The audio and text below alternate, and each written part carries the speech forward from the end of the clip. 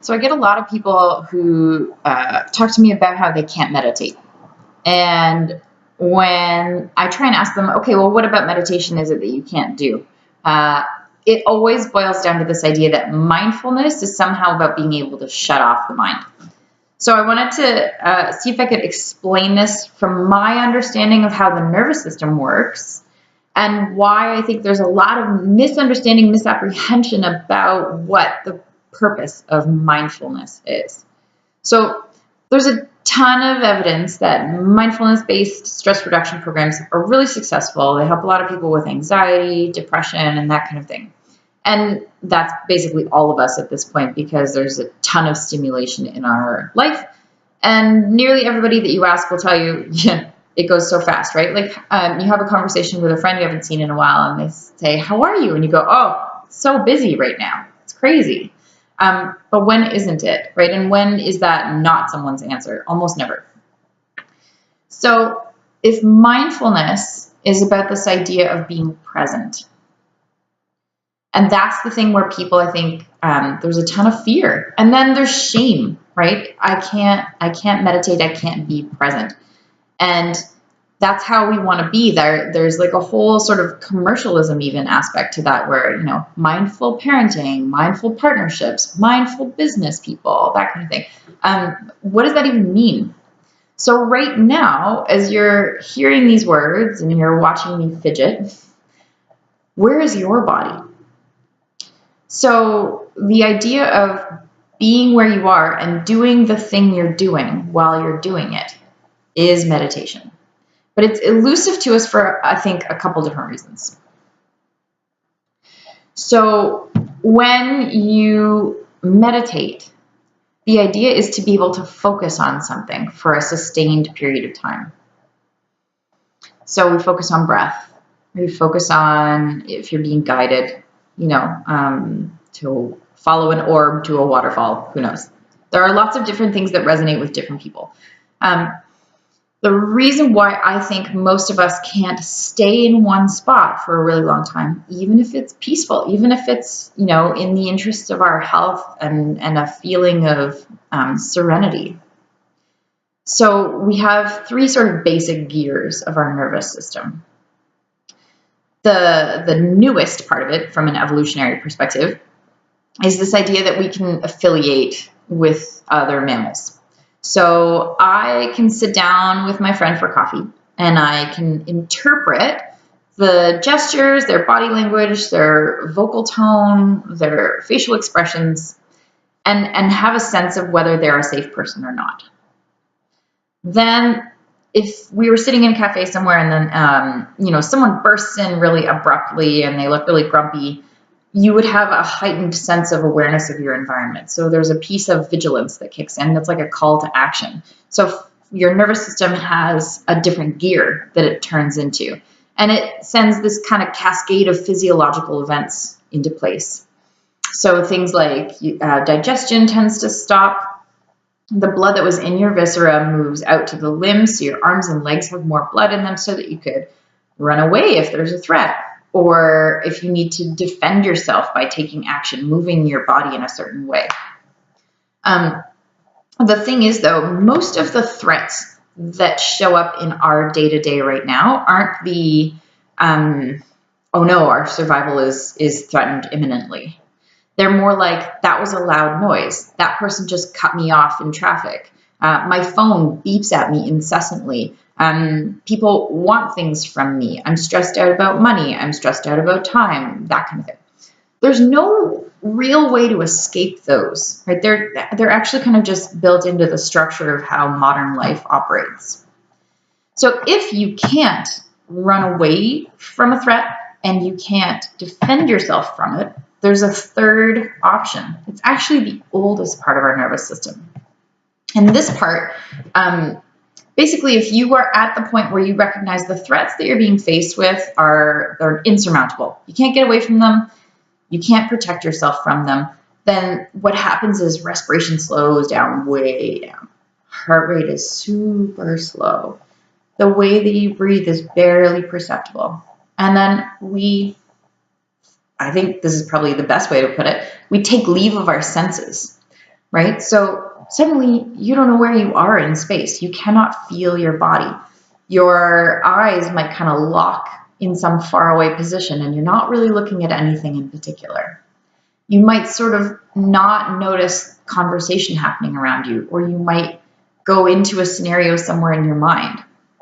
So this sort of checking out that we do, that's not meditation. That's not mindfulness, right? Sometimes if you set a timer on your phone and you say, I'm going to sit down and I'm going to meditate for 15 minutes, you might zone out, but I would venture that what that is that you've checked out.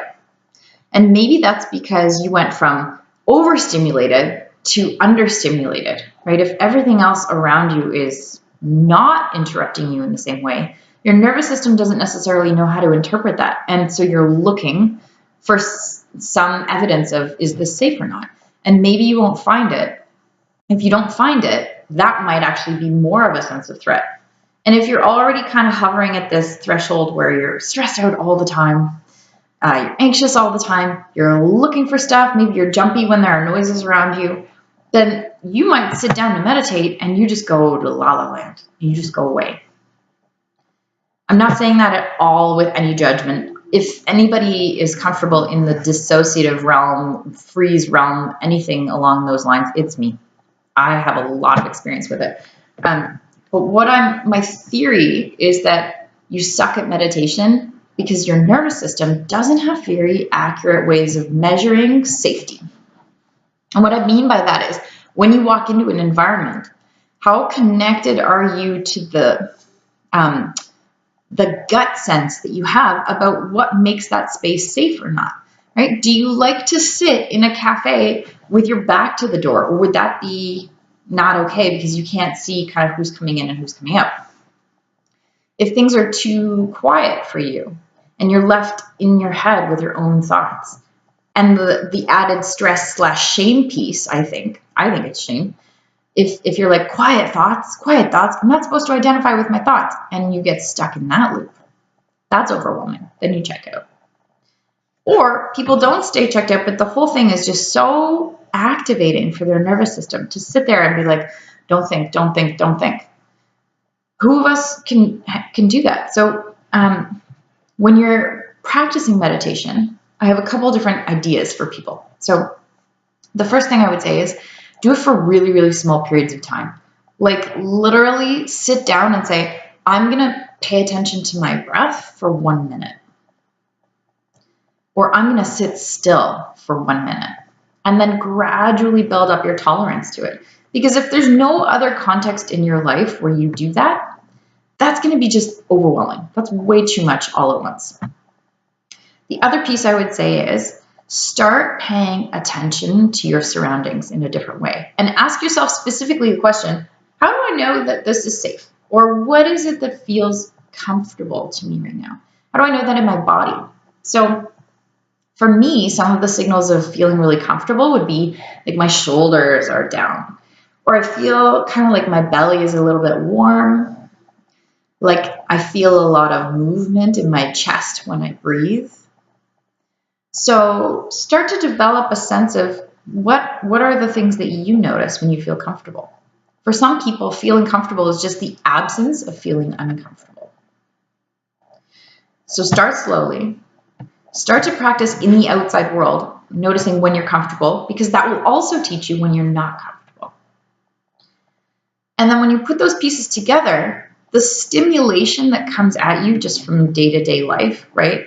Other people's radios in their car as they're driving by, or people walking by your office constantly, which make your eyes kind of dart around and look at who's around.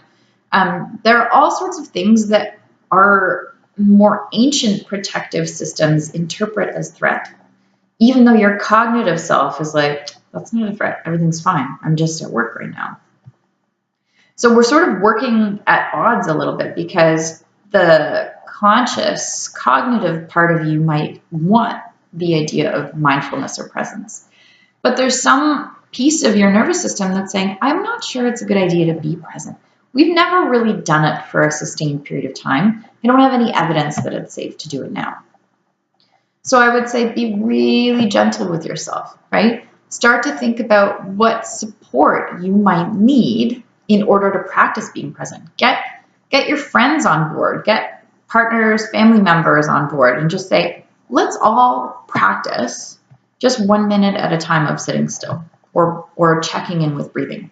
Set a timer on your phone if that helps, right? I would also say a couple different places to get more connection with your body. Find some really good body workers, massage therapists, RMTs, osteopath, rolfer, that kind of thing, so that you have more of a connection to what your body is actually doing at any given point, or the state that it's in. How much tension do you have in your body kind of as the default setting? And then another piece would be, what are the reasons I might have a story about what's not safe in the present? So often, trauma, which is probably an overused word at this point, will create a blueprint or a map on our nervous system of how to react in a moment in order to protect our survival at all costs. And then sometimes we come up against stimulation that might not even resemble what that old trauma was, but we go into the map of, this is how you manage it. This is how you handle stress. So there might be a certain point where there's too much stimulation, too much noise, not enough sleep, right? You might be hangry, and then you shut down. Have you ever driven somewhere, you're in your car and you need to pick something up at Shoppers, and you pull into the parking lot and you're like, I don't even remember how I got here. So those are clues, right? That we don't have much experience being in the present moment, even when there's no obvious threat around, right? What could go wrong in your car driving to the drugstore? So give yourself lots of space to play with this in a really slow and deliberate way, and find good teachers, good meditation teachers, people who can help you with some trauma resolution stuff, somatic therapy, or different types of body therapies as well. So if you suck at meditation, like me, I hope you sit with this information and maybe look at it through a slightly different lens, and also share this information with other people in your life that suck at meditation. Thanks for listening.